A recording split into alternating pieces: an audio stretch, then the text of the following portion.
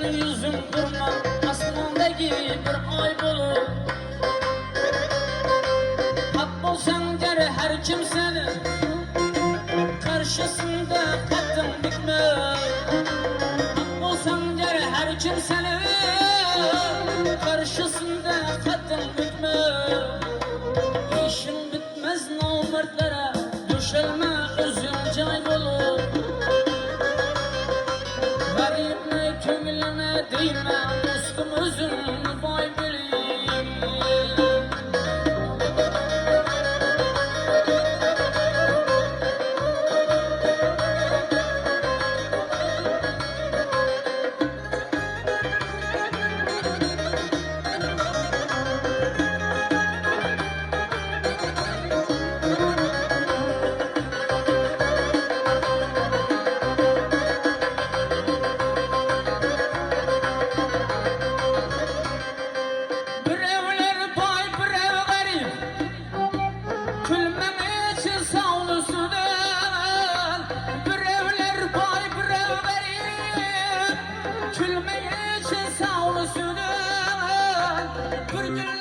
Gelip inmesin, gözyaşlarım ne say dolu.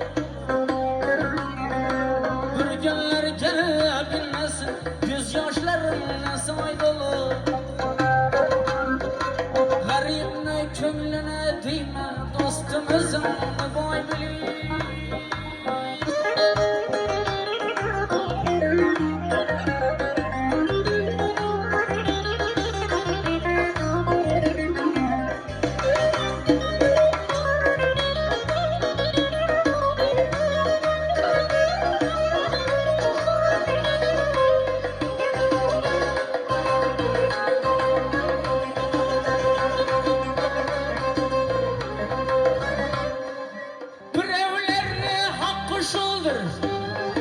Hiç insana buyurulanmaz, birevlerine hakkı şuldur. Hiç insana buyurulanmaz, Allah gözünü duydurur, ahiri toprakla yürür. Allah yüzünü duydurur, ahiri toprakla yürür. Kemter ilham vardır fırsat, yakşınamın sen. Kemter ilham vardır fırsat, kaldır yakşınamın sen.